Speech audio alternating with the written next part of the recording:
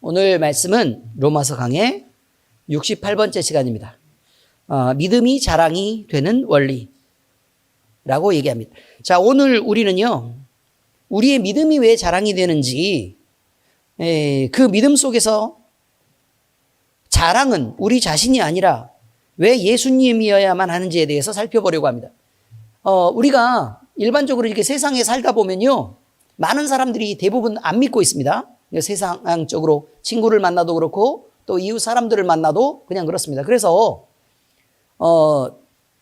누가 시키지 않아도 자식 자랑 잘하고 손주 자랑 잘하고 그 다음에 돈 많은 것도 자랑 잘하고 우리 집 땅 많은 것도 누구나 다 알고 있을 만큼 모두 다 자랑을 합니다.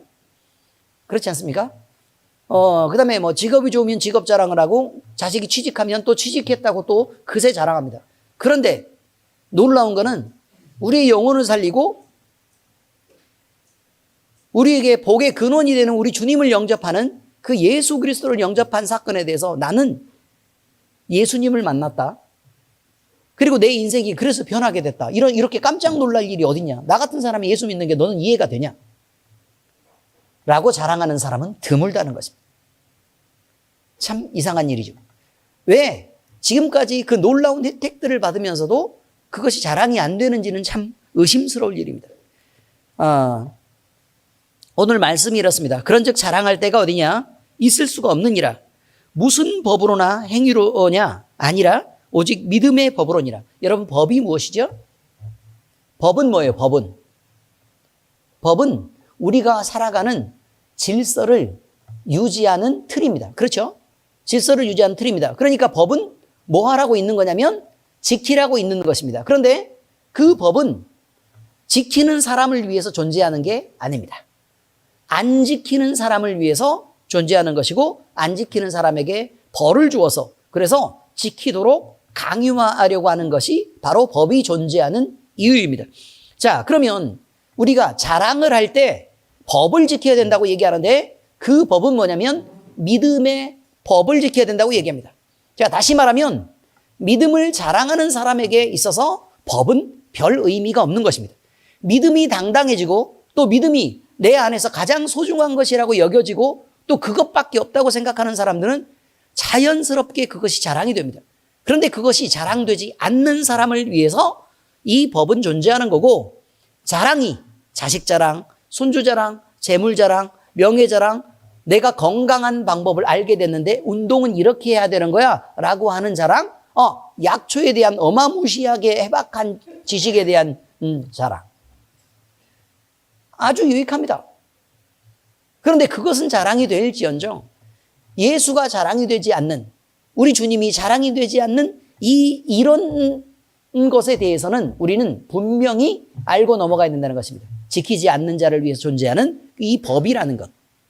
믿음의 법으로 판단하겠다라는 말입니다. 그러므로 사람이 의롭다 하심을 얻는 것은 율법의 행위에 있지 않고 믿음으로 되는 줄을 우리가 인정하노라. 이런 거죠. 자, 그러므로는 뒤에 있는 것 때문에 앞이 된다는 얘기예요? 앞에 있는 것 때문에 뒤가 된다는 얘기예요? 아니, 그러므로라는 뜻을 몰라요? 자, A와 B가 있어요. A, 그러므로 B. 그러면 어떤 것이 원인이 되고 어떤 것이 결과된다는 뜻이죠? 앞쪽이 원인, 뒤가 결과입니다.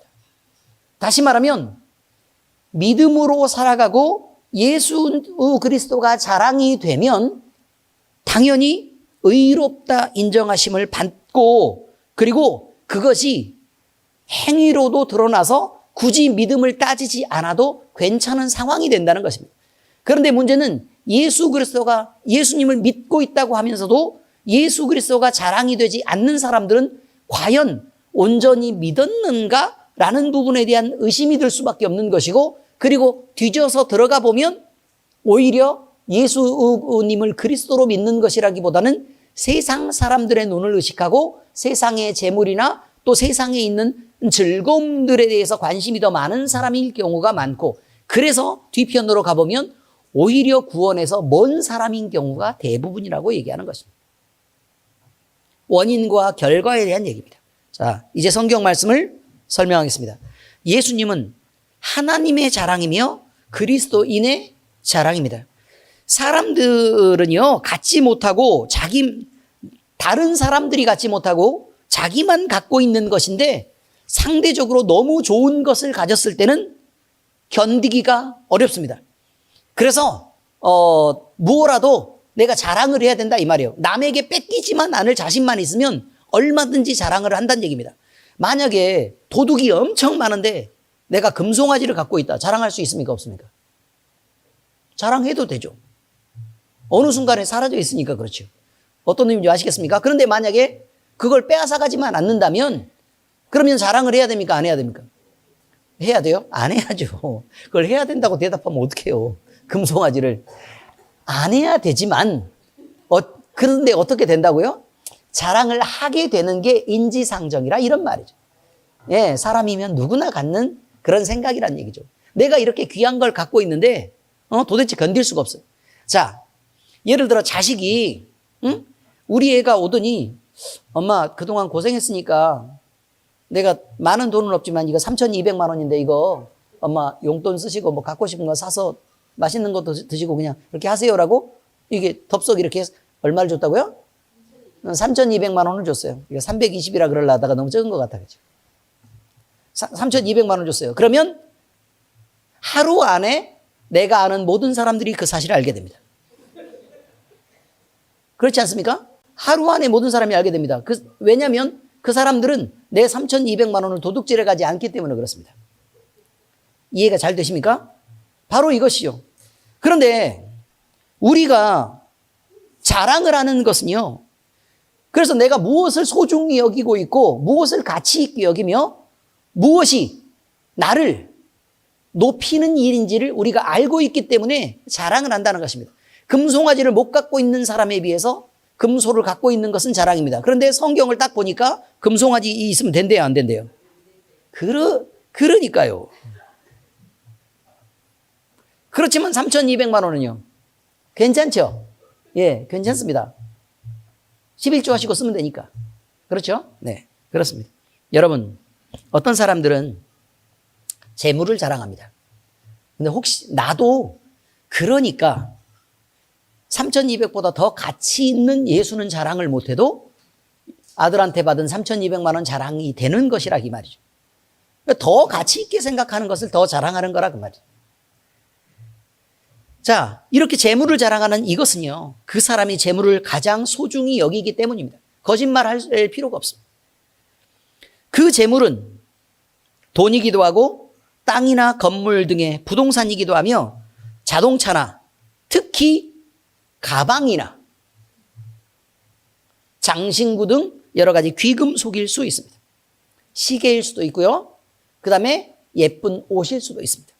이런 사람들은 자신이 그렇게도 소중히 여기는 것을 가지면 남에게 과시하고 또 그것을 갖지 못하면 남을 탓하는 피해의식이나 남과 비교하는 열등감을 갖게 됩니다. 예를 들어 내 주변에서 동창회를 나갔더니 밍크를 입고 오는 사람이 있었어요. 근데 굳이 그게 눈에 거슬리는 거예요. 그래서 와가지고 한다는 말이 뭐라고 얘기하면 지금 날씨도 영상이잖아? 응?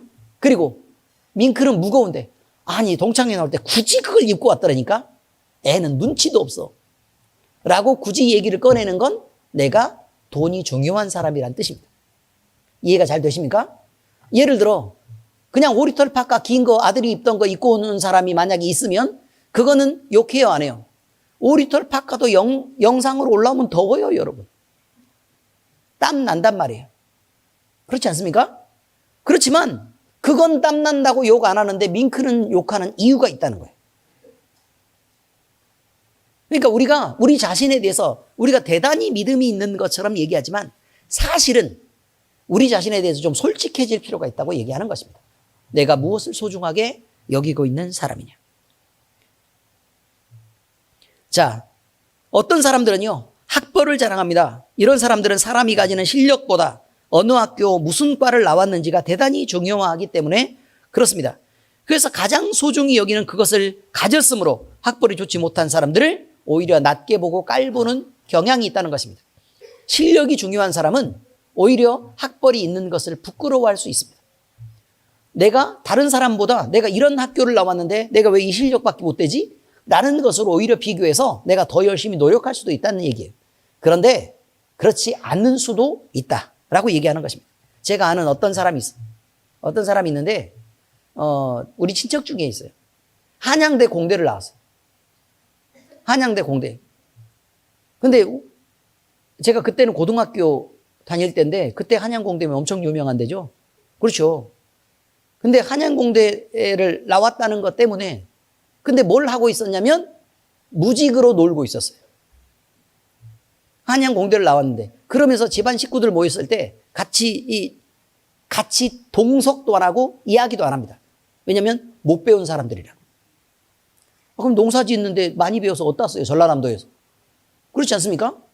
그럼 농사에 대해서는 훨씬 더 지금 이거 동네 사람들이 많이 알아요. 근데 절대 어울리지 않았습니다. 왜 그랬냐면 나는 한양공대를 나왔기 때문에. 그것이 너무 중요했기 때문에 다른 사람들과 어울리지도 못하고 관계에 장애를 만들었고 그리고 이 사람은요 키가 한 180쯤 됐거든요. 몸무게가 51kg였어요. 180에 51kg. 그러면 일을 할 수 있겠어요? 없겠어요? 일 못하죠. 직장에 취직해서도 한 달을 못 다닙니다. 취직을 해도 한 달을 못 다녀요. 그러니까 맨날 집에서 놀고 먹을 수밖에 없었던 거예요. 그리고 한양공대를 나왔답니다. 무엇이 어떻게 자랑이죠? 내가 가진 것으로 다른 좋은 것을 얻을 수 있는 도구가 되면 그것은 자랑할 만한 것이지만 그러나 내가 가진 것이 그것이 마지막 끝이 되면 그것으로 아무것도 활용할 수 없는 것이 되면 그건 자랑이 안 되는 것입니다. 예를 들어 내가 돈을 많이 가졌습니다. 돈을 많이 가졌는데 그것이 끝이면 자랑이 안 되는 것입니다. 내가 돈을 가졌어요. 그런데 다른 사람을 구제하고 또 하나님을 섬기고 그 다음에 좋은 일을 하는데 만약에 이것이 쓰이는 거라면 이것은 자랑해도 괜찮습니다. 여러분. 이해가 잘 되십니까? 내가 아는 지식이 많습니다. 지식이 끝이면 그걸로 자랑할 게 못 된다는 거예요. 근데 내가 아는 지식으로 활용해서 다른 사람들을 유익하게 하고 또 남들을 섬기고 하는데 만약에 쓰일 수 있다면 그거는 자랑이 된다는 것입니다. 이게 무엇이 이 자랑이냐라는 게 중요하죠. 그게 끝이면 된다, 안 된다? 안 된다. 그 다음으로 넘어가는 유익이 있어야 된다는 거예요.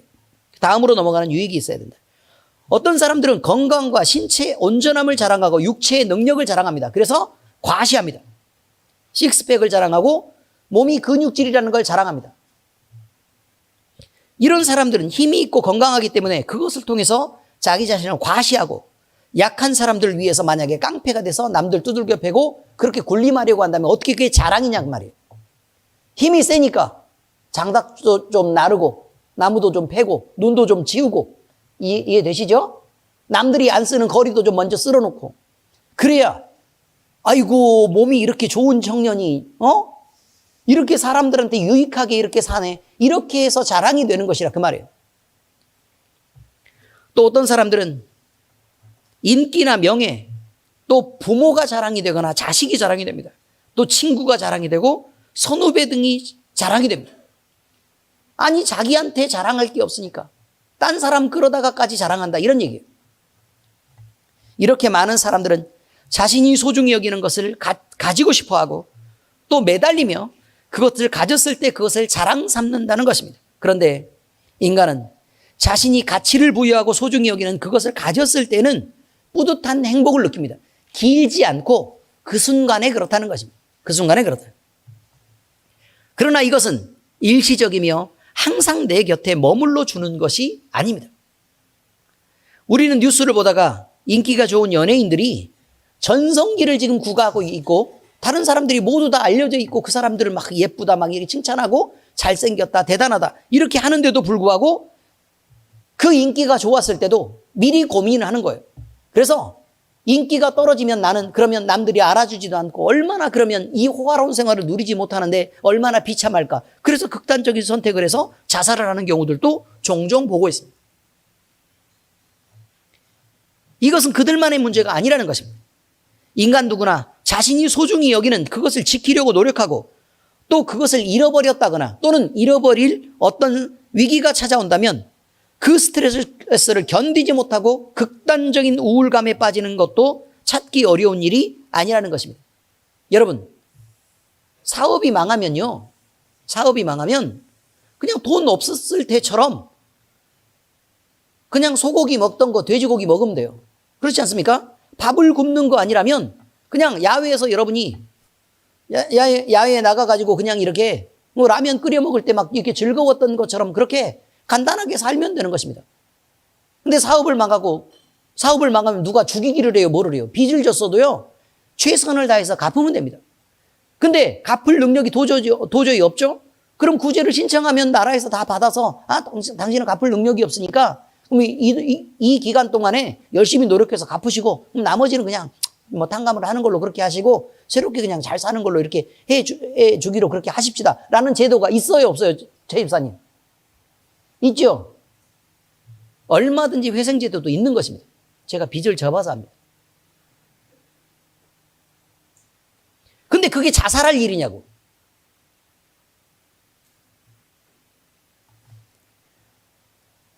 또 있습니다. 인기를 잃어버린 연예인들이 자살을 한다는데, 아니 인기가 없었을 때 있었을 거 아닙니까? 그 화려한 거랑 그냥 이렇게 수수하게 사는 거랑 뭐 그렇게 서로 다르다고 자기의 목숨을 끊을 일이냐 그 말이에요.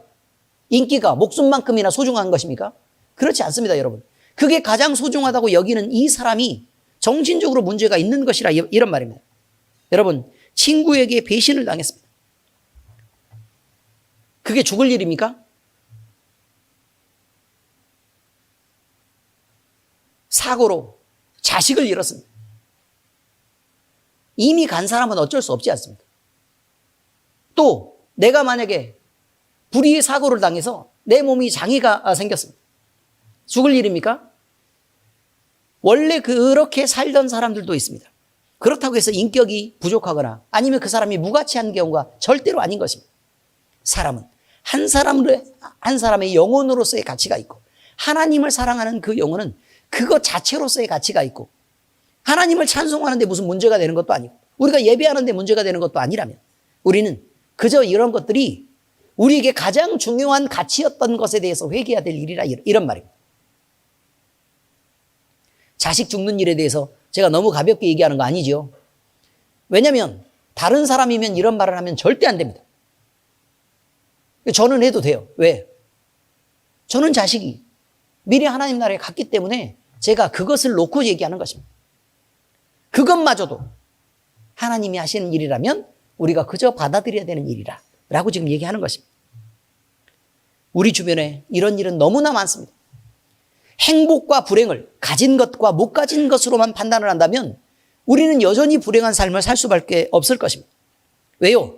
우리는 가진 것이 있지만 못 가진 게 너무 많기 때문에 그렇습니다. 우리 인간이 자랑하는 것에 대한 실상이 이렇다는 것입니다. 우리는 다른 사람과 다릅니까? 그렇지 않은 것이에요. 신앙적인 측면에서 보아도 그렇습니다. 인간은 하나님 앞에서 이상하게 당당합니다. 원죄로부터 자유롭지 못한 인간임에도 불구하고 하나님을 대할 때 죄에 대한 인식이 없으며 최소한의 부끄러움마저 가지지 못하는 것이 현실입니다. 그래서 우리는 하나님 앞에 예배에 나오면서도요, 늘 죄인이 하나님 앞에 나와서 예배를 드리는데도 불구하고 마치 모든 것이 다 해결된 사람이 나오는 것처럼 너무너무 당당하다 이런 말이에요. 그리고요,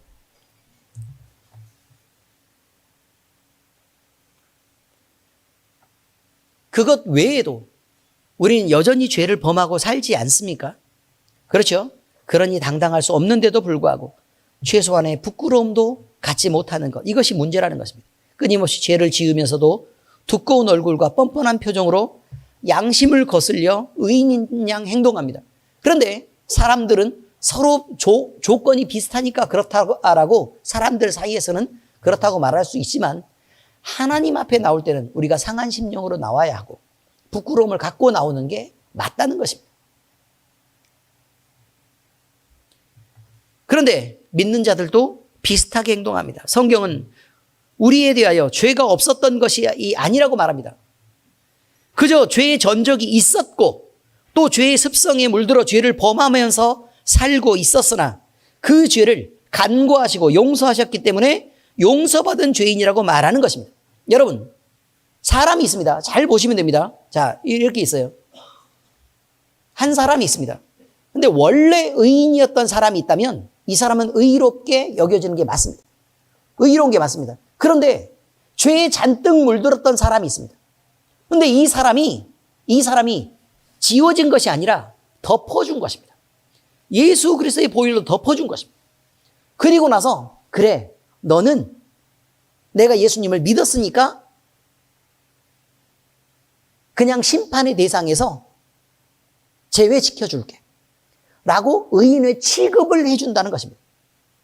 스스로 의롭게 된 것이 아니라 의인의 취급을 해준다고 얘기합니다. 로마서 4장 25절 보면 이 예수를 하나님이 그의 피로써 믿음으로 말미암는 화목제물로 세우셨으니 이는 하나님께서 길이 참으시는 중에 전에 지은 죄를 간과하심으로, 죄가 없다는 얘기입니까? 있다는 얘기입니까?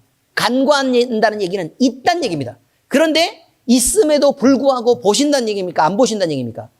안 보고 그냥 모른 척 지나가 준다는 얘기입니다. 그런데 그렇게 죄가 간과된 사람이 하나님 앞에 나와가지고 나와서 마치 죄가 없었던 것인 양 그렇게 행동을 만약에 해버리면 그럼 죄를 용서하신 하나님의 마음은 어떻겠느냐는 것입니다.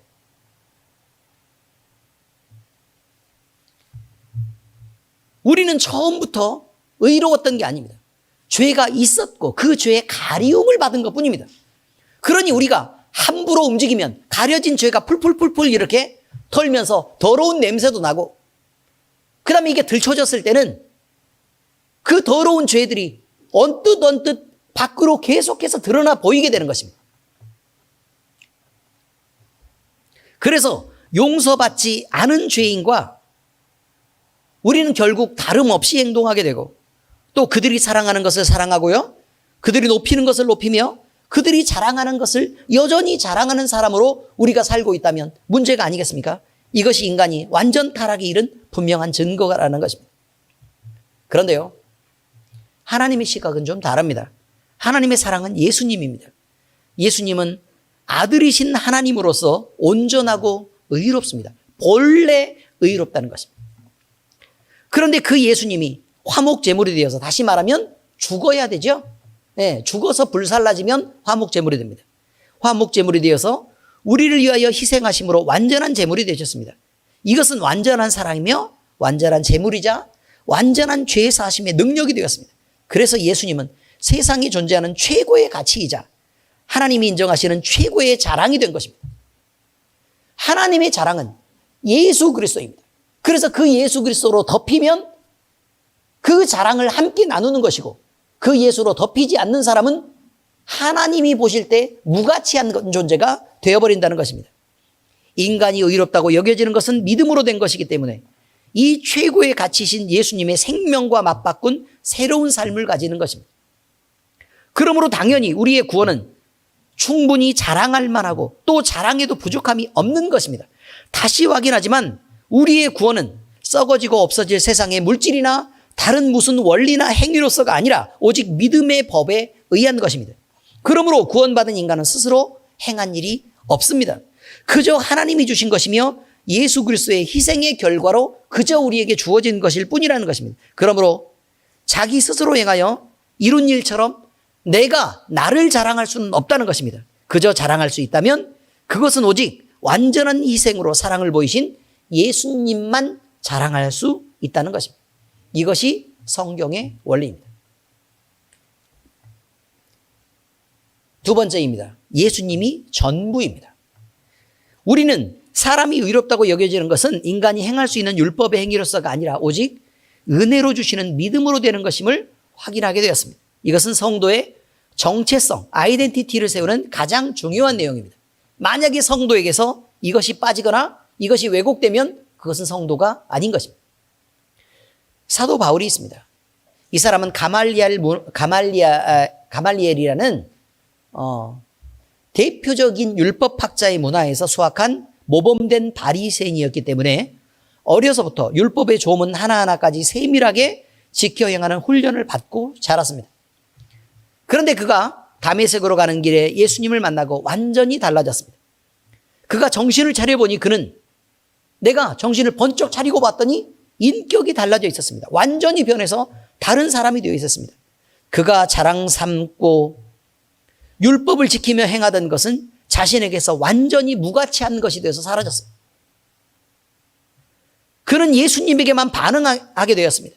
예수님 때문에 감격하게 되고 예수님 때문에 울었으며 자기 자신을 살려내신 예수님만을 자랑 삼고 그 예수님을 위해 목숨을 걸게 되었습니다. 그의 눈에는 예수님만 보였고 그의 마음에는 예수님만 담게 되었고 그래서 그의 인생은 예수님으로 채워졌으며 그에게는 오직 예수님 외에는 아무것도 남지 않게 되었던 것입니다. 그는 그리스도인이 되었습니다. 즉 예수가 전부인 인생이 되었다는 것입니다. 성도란 이런 것입니다. 우리가 예수님을 주와 그리스도로 믿은 후에는 우리의 인격도 완전히 변해져 전혀 다른 사람이 되어져 있어야 하는 것입니다. 정신을 차려보니 우리가 예수 외에는 아무것도 남지 않은 그런 사람이 되어 있더라. 이런 말을 들어야 됩니다. 우리가 예전에 자랑 삼고 행하던 것들은 우리에게서 완전히 사라져야 됩니다. 무가치하고 배설물처럼 여겨져야 그게 맞습니다. 우리는 오직 예수님께만 반응해야 하고 예수님 때문에 감격하고 울며 우리를 살려내신 예수님만을 자랑 삼고 그 예수님을 위해 목숨을 걸어 헌신하는 삶을 살아야 된다는 것입니다. 그래서 오직 우리 눈에는 예수님만 보이고 우리의 생각이 예수님으로만 채워지며 우리의 인생이 예수님을 위한 삶이 되고 우리에게 오직 예수님만 남아있어서 오직 예수님이 전부가 되는 그런 그리스도인이 되는 삶을 살아야 된다는 것입니다. 다시 질문합니다. 여러분은 그리스도인입니까?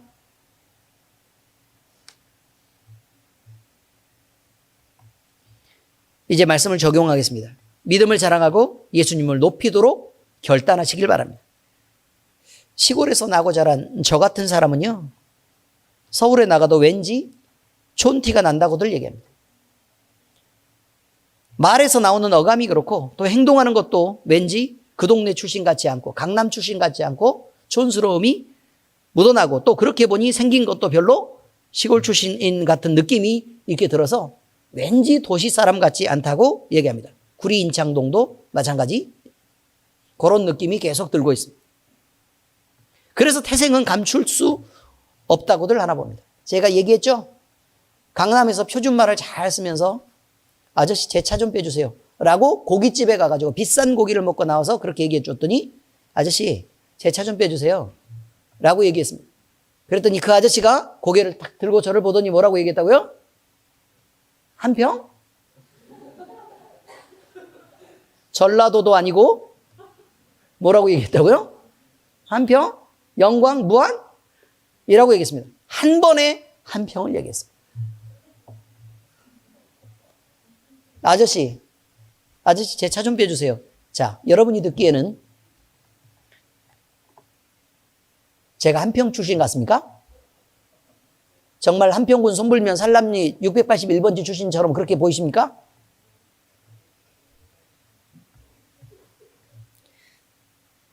태생은 감출 수 없는 것입니다. 그냥 약간 서울 사람 흉내내는 촌놈인 것입니다. 그런데요, 성경이 얘기합니다. 모든 인간은 죄인이며 구원받은 우리 역시 태생을 속일 수 없다고 말합니다. 참 안타깝습니다. 구원받았으나 우리 역시 죄 가운데 태어나 그 속에서 자라고 배우며 그 속에서 그렇게 살고 습관들였던 죄인이었습니다. 그래서 시골 출신이 서울에 와서 20몇 년을 지나고 그렇게 살아도 티가 나는 것처럼 본질상 죄인이었던 그 태생을 숨길 수가 없다는 것입니다. 그런데 문제는 우리가 구원을 받아 의롭게 되며 의의 옷을 입었다는 사실입니다. 다시 말하면 우리가 강남 출신인 것처럼 그렇게 살고 있다는 것입니다. 우리 몸에는 아직 죄인으로서 태어나 죄인으로 살던 습관과 흔적들이 지워지지 않았습니다. 그래서 정신을 차리다 보면 언뜻 죄가 튀어나옵니다. 언제가 위험하냐는 거죠. 언제가 위험하냐. 우리가 교회 안에서요, 성도들끼리 어울릴 때는 죄인인 게 잘 드러나지 않습니다, 여러분. 그건 마치 제가 서울 사람들과 함께 어울릴 때 사투리가 잘 나오지 않는 것과 비슷한 원리입니다. 그런데 세상에 나가서 죄인들과 함께 어울릴 때는 그 죄인과 하나도 다를 바 없는 모습들이 드러납니다. 이것은 마치 제가 시골 출신 친구를 만나거나 그 다음에 시골 가족들과 전화를 할 때 늘 사투리가 그냥 튀어나오는 거랑 비슷한 것입니다. 태생은 속일 수 없습니다. 여러분, 이것이 문제입니다. 우리는 거기서 태어나서 자라고 습관이 들어있어서 이렇게 옮겨 놓았는데도 여전히 구질구질하고 때국물이 흐른다는 것입니다. 이걸 잊지 말라는 것입니다. 그래서 늘 때국물이 흐르면 어떻게 해야 돼요? 좀 씻고, 그 다음에요, 말투도 함부로 말하지 않고 좀 정돈해서 이야기를 하고, 여전히 죄에 속해 있지 않는지 우리가 점검을 하고 이 의에 속한 자녀처럼, 하나님의 자녀의 당당함처럼 그 습관을 들여가는 게 중요하다고 얘기하는 것입니다.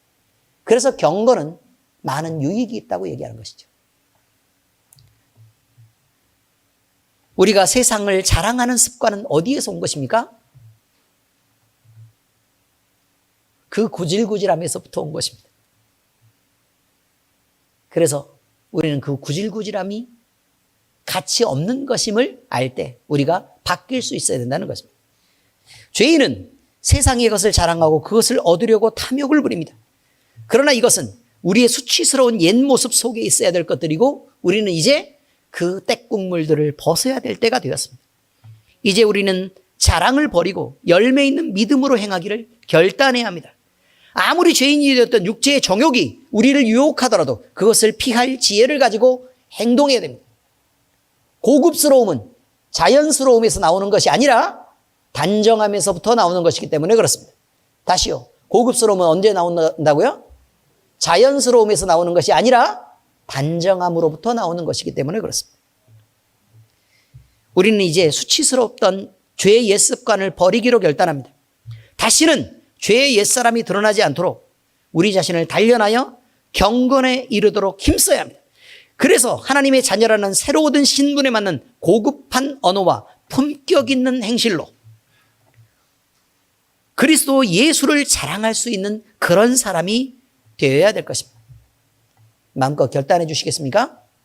아니면 여전히 구질구질함 속에 머무르시겠습니까? 우리 주 예수님의 은혜가 우리 모두를 채우기를 바라고 우리 모두와 영원히 함께 하시기를 축복합니다. 잘 될 것입니다. 기도하겠습니다. 하나님 아버지, 우리는 수치스럽던 죄의 옛 습관 안에서 태어나고 자라며 그 속에서 온갖 더러움을 경험하며 살았던 죄인들이었습니다. 그러나 아버지 하나님, 우리가 예수를 믿게 되고 주와 그리스도로 알고 섬기게 된 그 다음부터는 의에 속한 자녀가 되었고 이제 단정하고 깨끗한 곳에서 행동할 수 있게 되었습니다. 그런데 아버지 하나님, 안타까운 것은 우리가 태생을 숨길 수 없다는 것입니다. 하나님, 우리가 죄된 습관을 갖고 있고 우리가 여전히 죄인들이 살던 세상 속에서 사용하던 그런 더러운 또 무가치한 말과 또 허탄한 행동들로 우리 자신을 여전히 더럽히고 있는 것은 아닌지 우리 자신을 점검하게 하시고 이제 아버지 하나님, 우리는 우리 마음속에 강하게 결단해서 이제는 다시는 죄에 속한 자녀로 살지 않겠다. 그리고 그렇게 허탄하고 또 무가치한 모습으로 살아가지 않겠다. 우리는 결단합니다. 이제 아버지 하나님, 우리는 온전히 하나님의 말씀대로 살고 주의 자녀로서 그 거룩한 신분에 맞는 같이 합당한 말과 행동을 할 수 있는 우리 모두가 되기를 결단합니다. 주님이 우리를 도와주시옵소서. 이 한 해 동안 우리 주님께서 우리를 돌봐주시고 붙잡으신 그 은혜가 너무 감사해서 하나님 앞에 영광을 올려드립니다. 주님이 영광 받으시옵소서. 살아계신 우리 주 예수 그리스도의 이름으로 감사하며 기도합니다. 아멘.